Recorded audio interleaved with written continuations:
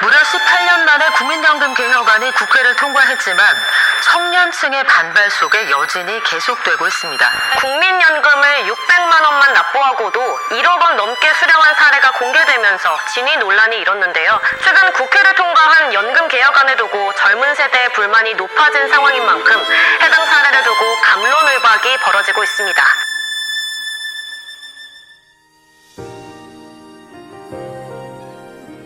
この傷は自分でつけました。僕の悪意の印です。僕はその石には触れません。夏子母さんと自分の世界に戻ります。ここだ。真人はここから戻れ。ヒミはどうするの？私のドアは別だ。真人のお母さんになるんだからな。そしたら病院の火事で死んじゃうよ。火は平気だ。素敵じゃないか。真人を産むなんて。ダメだ。ヒミは生きてなきゃ。お前っていい子だな。 그대들은 어떻게 살 것인가? 전쟁을 일삼던 윗세대를 보며 하야오는 생각했다. 전쟁이 없는 세상을 만들고 말겠다. 그리고 그는 애니메이션을 통해 그 꿈을 이루기로 다짐하고 또 다짐했다. 그리고 그는 정녕 그 말에 걸맞은 인생을 살아가기 위해 고통스러운 나날들을 여전히 그렇게 견뎌내고 있다. 자금의 대한민국을 생각해본다. 기성세대는 무엇을 받았고 또 잃었는가? 독립을 이뤄낸 나라, 한강의 기적을, 찬란한 경제성장을 이뤄낸 나라, 민주주의를 자신의 손으로 쟁취한 나라. 그렇다면 그들은 무엇을 물려줬는가? 도태되면 패배자, 돈이 곧 행복, 이기적으로 살아야 하는 것이 인생. 그대들은 어떻게 살 것인가? 메아리치며 반복되어 오는 물음들. 하지만 오늘은 당신께 이 질문을 꼭 드리고 싶습니다.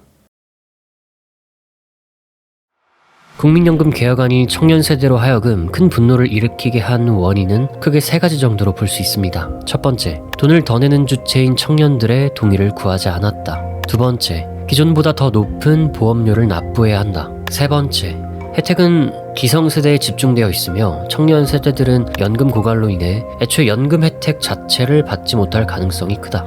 먼저 위 내용을 조금 풀어 설명을 해드려 볼게요. 사실 이번 국민연금 개혁안 중에서 청년들의 피부로 가장 와닿을 수치는 바로 높아진 보험료율일 겁니다. 기존의 9%에서 13%로 높아지는데요. 100만원 중에서 9만원을 냈다면 이제는 13만원 내야 하는 거죠. 물론 보험료 인상은 모든 세대에게 동일합니다. 하지만 청년 세대는 기성 세대보다 더 오래, 더 많이 냅니다.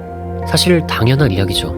청년들은 4% 상승한 보험료율 때문에 기존보다 더 비싼 보험료를 납부해야 하고, 청년들은 연금 수령 기준이 65세까지 아직 한참 남았기 때문에 남은 기간 동안 보험료를 납부하게 되면 당연히 기성세대보다 더 많은 보험료를 납부하게 됩니다.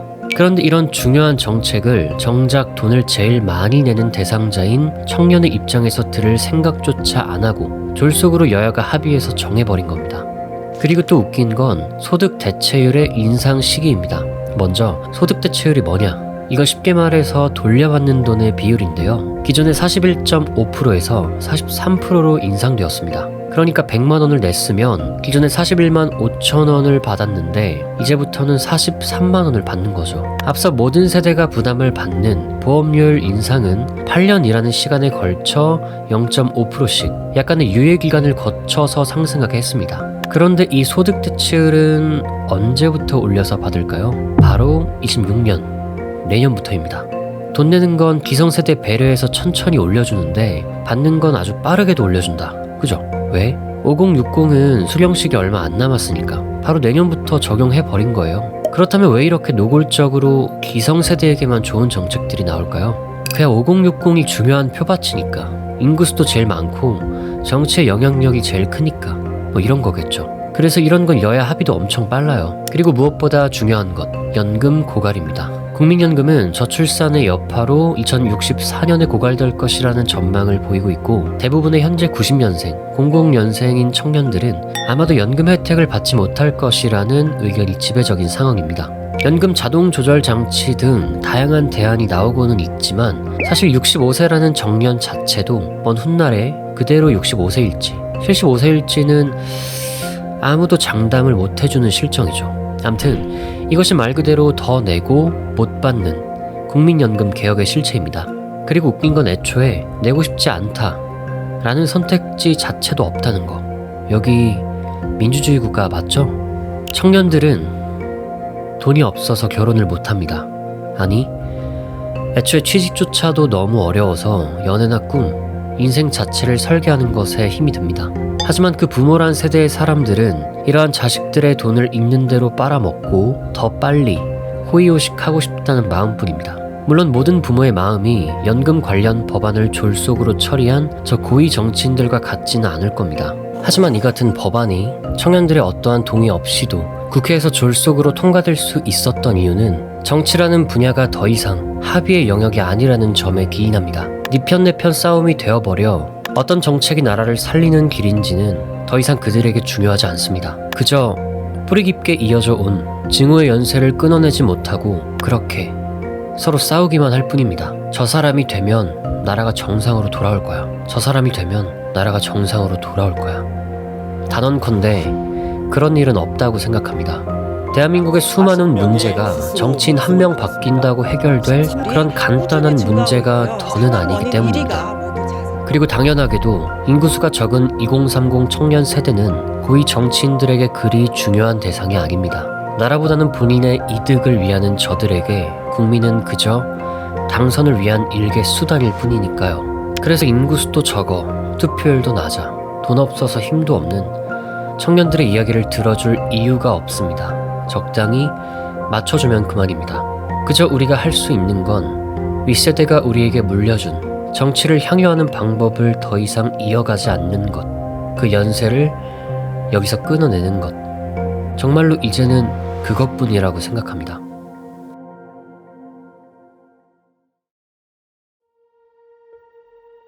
하야오는 수많은 이들이 죽어나가는 전쟁이라는 참혹한 현실을 자신의 인생을 걸고 그렇게도 치열하게 마주하고자 했습니다.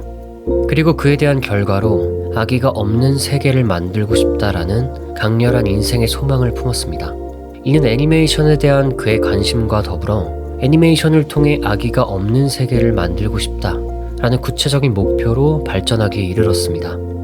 그리고 이 과정에서 만난 이들을 그대들은 어떻게 살 것인가 속 다양한 인물들로 표현했죠. 아기가 없는 세계를 만들어라. 같은 길을 걸어온 동료이자 스승 타카하타 이사오가 하야오에게 자신의 도를 건넵니다. 그리고 그는 그만의 방식으로 그만의 세계에서 자신의 사명을 이어가기로 합니다.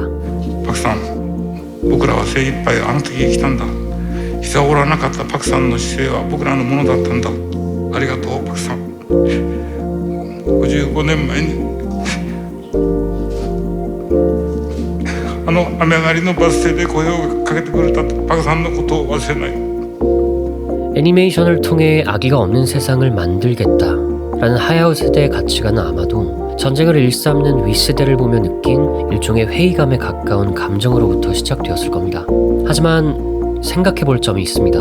모두가 하야오와 그 동료들처럼 생각하지는 않는다는 점입니다. 전쟁을 보고 자란 세대의 구성원들이 모두 아기가 없는 세계를 만들어야 한다 라고 꼭 그렇게 생각하지는 않았을 거라는 말입니다. 오히려 반대로 힘이 있어야 빼앗을 수 있구나, 강력한 힘을 통해서 군림한다는 게 이렇게나 좋구나 와 같은 약육강식의 논리 안에서 침략 전쟁을 정당화하는 그런 생각을 가진 어른으로 성장할 수도 있었을 겁니다.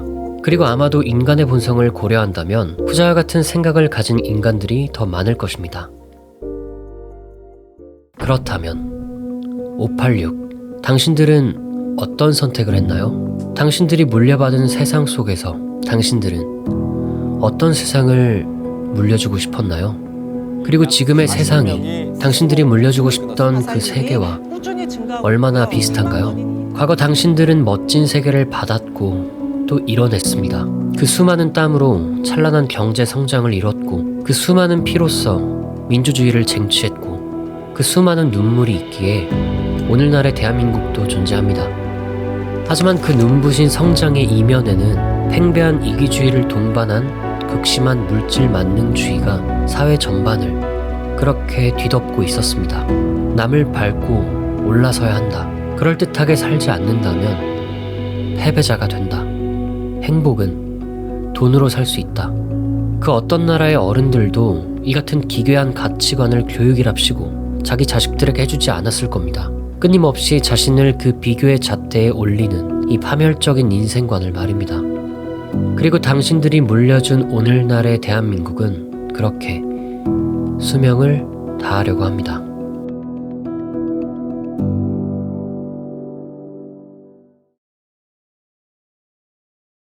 큰 할아버지의 세계가 무너지기 전 마이토와 그의 엄마인 히마는 현실로 돌아가기 전 마지막 대화를 나눕니다. 私のドアは別だ。真人のお母さんになるんだからな。そしたら病院の火事で死んじゃうよ。火は平気だ。素敵じゃないか。真人を産むなんて。ダメだ、ヒミは生きてなきゃ。お前っていい子だな。 본인이 죽을 줄을 알면서도 자식을 낳기 위해 불구덩이로 뛰어드는 일. 그렇게도 자식을 보고 싶은 것. 이 같은 장면은 필시 하야오가 그의 어머니에게서 받은 유산일 것입니다. 자식을 마주하는 것은, 자식에게 세상을 보여주고 싶다는 것은 목숨을 걸 만큼 그만큼 멋진 일이라고.